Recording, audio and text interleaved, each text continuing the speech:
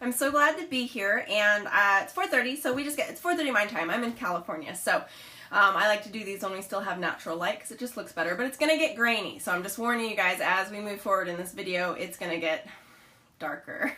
Okay, so nothing we can do about that, but I'm going to just slam through some of your questions. I want to make this as helpful and to the point as possible.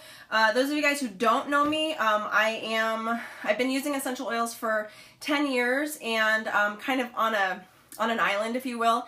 Didn't really understand that there were all these different groups, so I learned on my own based on old school thought. I also then recently got certified in French medicinal aromatherapy, and I run a group that has close to 60,000 members, and they're just people to learn. So I'm kind of the oil lady to the oil ladies, if you will. So I don't get into diagnosing anything or answering crazy questions about my friend has this nutty rash, what would I put on it? I don't even respond to those. So the reason for it is simply because it's liability, right? So we'll talk a little bit about that later, but I know you guys had some really great questions, and I know you ran a poll on stuff that you wanted to talk about, and the one that came up first, or the most important, was this emotional support, and how do essential oils work when it comes to emotional support.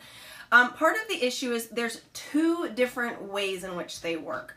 The first way in which emotional support oils work is based on your limbic system, your memory. So it's basically long-term memory that is this, where things have been stored in your cellular data. So it's very strange, by the way, when you start getting into the science and the kind of maybe esoteric value of this, when you start understanding like ancestral DNA, which is super creepy to some people to kind of understand that. But just to understand that things that are stored, it's almost like the best way I can explain it is kind of when a cow is slaughtered, right, to go way off topic, but when a cow is slaughtered, when there's fear, their body produces all these endorphins, right, this fear hormone that and that then you can ingest, and then it's actually toxic to you. When you eat an animal that is killed humanely, those toxins aren't there because there's the way that they do it, so there's no fear involved. That's a way to understand like the ancestral DNA in a very loose explanation, okay? But just to kind of help you understand, the one type of emotional thing is when you use an oil and you've never in your life used it, you've never been around anybody that's used it, like some strange random like spikenard, right? Where you're like, that has never been something I've ever been introduced to in my life.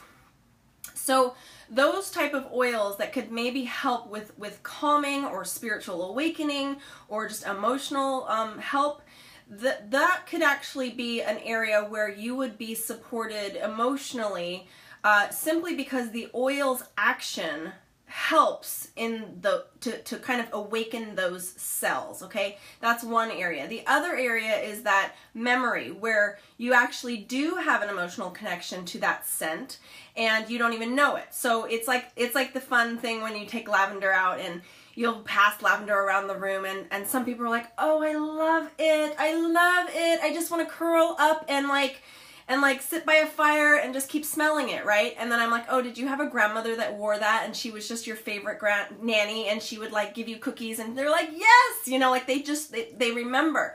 Or they'll smell it and be like, oh, that's awful, like get that away from me.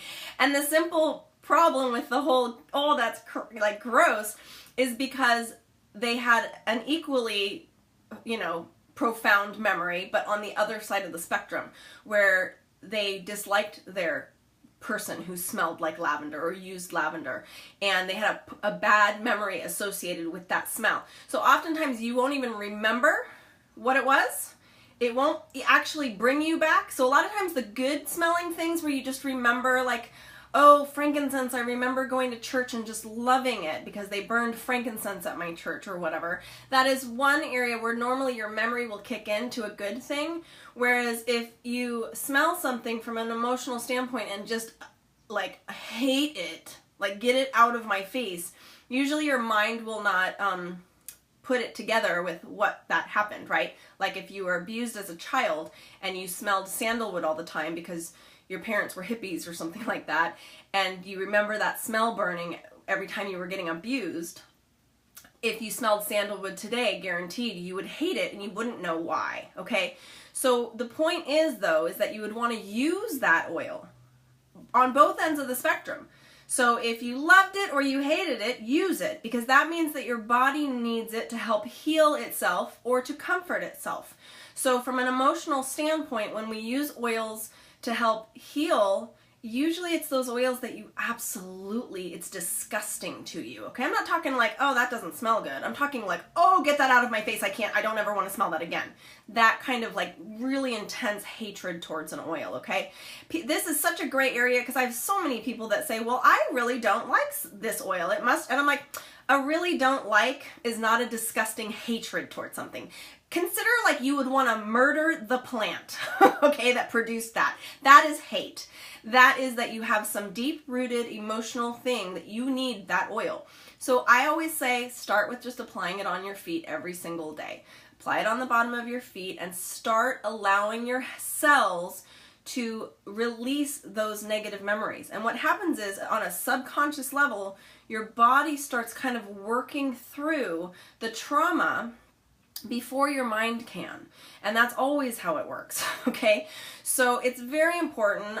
There are oils, some people are so susceptible from an emotional standpoint, like I can put the oil of release on and I'm just like a train wreck in my head. I've got way too much going on.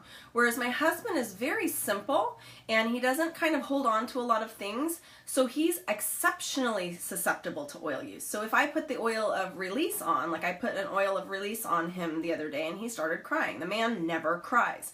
It's like instant for him. Or I put the oil of clarity on and he's like, I've got it, I figured it out. And I'm like, what? You've never said those words in your life. I'll put the oil of joy on him and all of a sudden he's acting like a ridiculous cheerleader. I mean, it's kind of laughable at how oils affect him, but with me, it's kind of like I'm fighting it, right?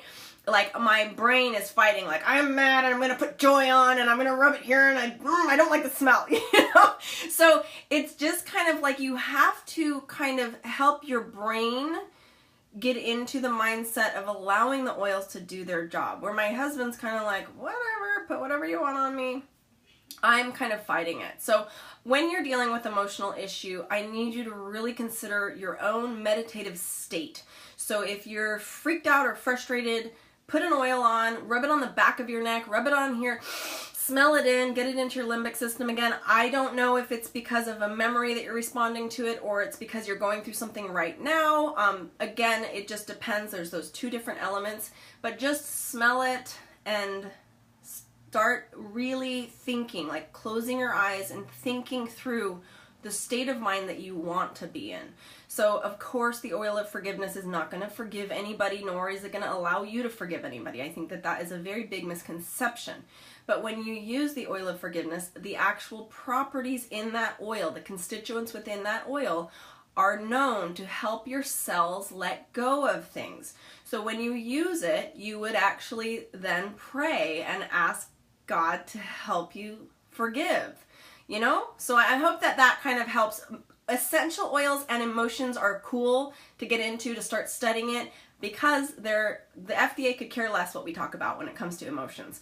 So for sure you're going to hear me talk more about them coming up in the next few months in the Human Body and Essential Oils. That's that main page that I run.